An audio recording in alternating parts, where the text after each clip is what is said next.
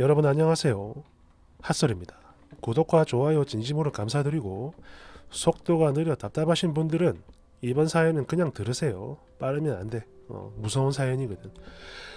제목 실제 사이코패스인 남친. 저 이 사람과 결혼해도 될까요? 원제 남친이 사이코패스인데 결혼해도 될까요?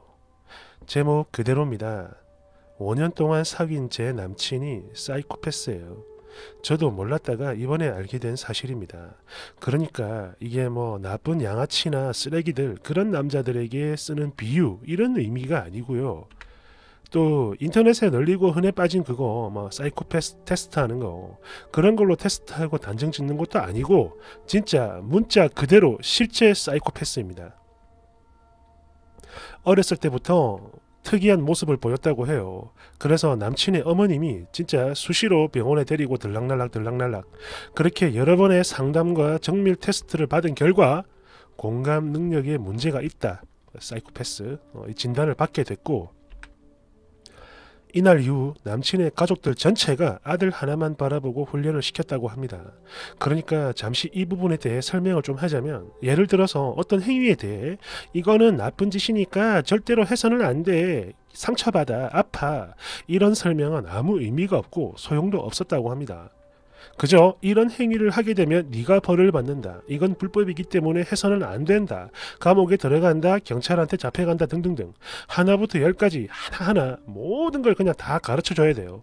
감정적으로 접근을 하면 교육 자체가 안 됐다고 합니다. 이유가 아니고 결과만 계속 가르쳤다고 해요. 그러니까 강아지를 때리면 강아지가 아프잖아. 이런 이유는 소용이 없는 거야.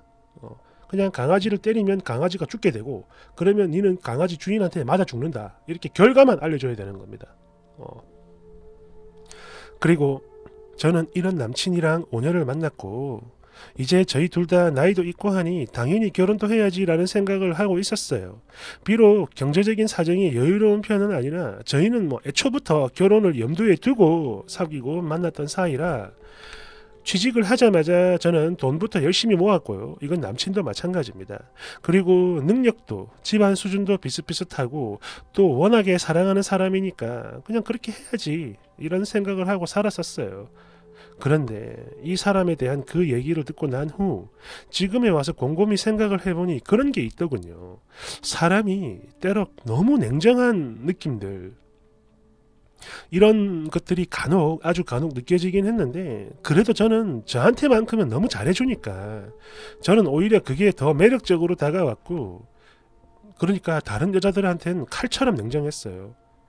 이러다 보니 그냥 나만 바라보는 그런 철벽남이라 여겨서 지난 5년 동안 참 행복한 그런 연애를 했었는데 그러니까 이건 얼마 전에 있었던 일입니다.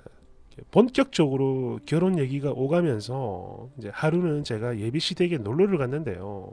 이때 어머님이 중요한 얘기가 있다라며 저를 따로 부르시는 거예요. 그리고 이때 하신 말씀이 바로 그러니까 이게 땡땡이 저희 남친도 이미 알고는 있는 건데 땡땡이도 알고는 있는 건데 그래도 우리 둘이 얘기 좀 하자 하시면서 당신의 아들을 잠시 밖으로 보내셨고 그냥 자연스럽게 밖에 심부름을 시키셨어요. 뭐 좀 사오라고. 그리고 이때부터 위에 있는 저 얘기들을 해주셨던 건데 이때 어머님의 말씀을 대략 요약을 하자면 이렇습니다. 당신의 아들은 사이코패스이며 가족 전체가 의사에게 훈련을 받았고 정말 어렵게 키운 아들이라고 합니다. 그리고 여기서 가족 전체가 훈련을 받았다 이 말은 가족들 모두가 사이코패스라는 소리가 아니라 그러니까 이게 그 공감 능력 결여라는 문제이다 보니까 일반 사람들처럼 훈육을 해서는 알아듣질 못한대요. 그냥 아예 안 된다고 합니다. 해서 가족들 모두가 그런 행동 지침들 이런 걸 다 하나하나 다 배워가지고 요령을 숙지해서 그렇게 진짜 말도 못할 정도로 그냥 모든 걸 이 세상 존재하는 모든 걸 하나하나 다 교육을 시켰다고 해요.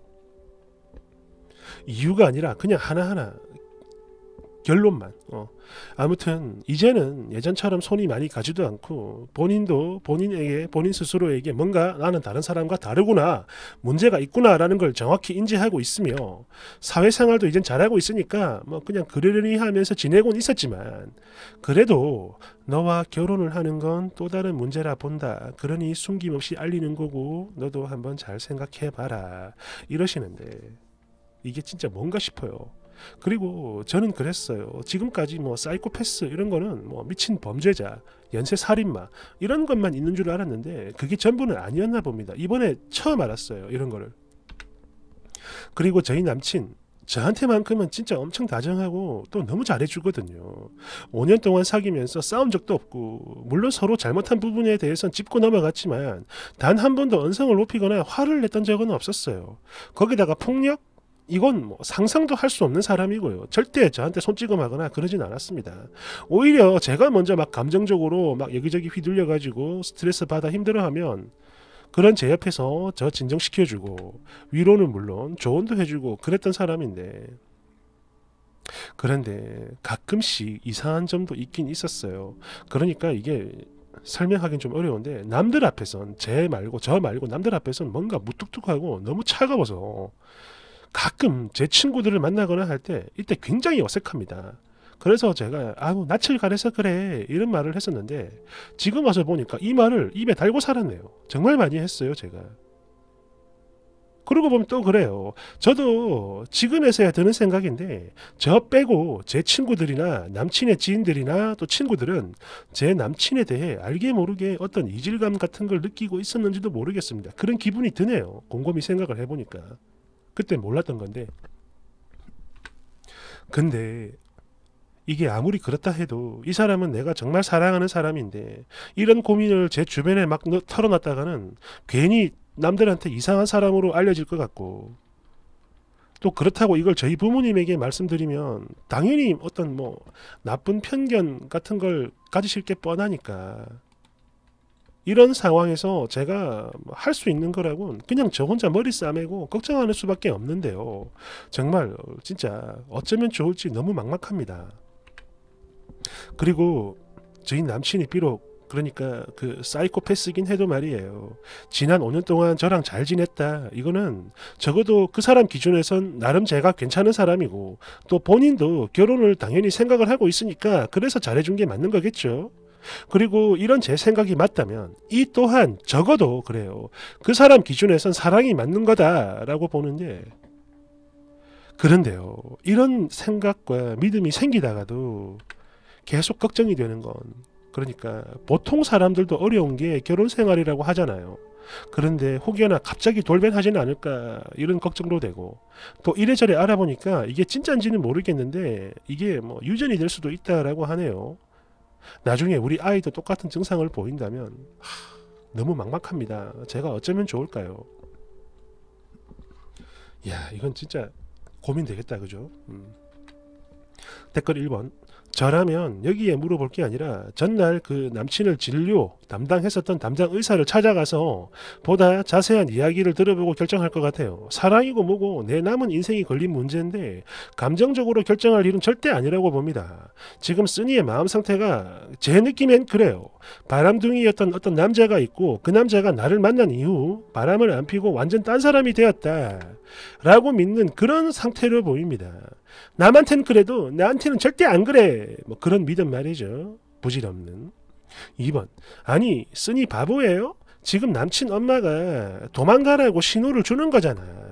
나도 자식을 낳고 키우는 엄마인데 엄마가 자기 자식에 대해 저렇게 말을 한다는 건 이건 진짜 답이 없다라는 소리와 똑같은 겁니다. 너는 감당 못해라는 뜻이에요.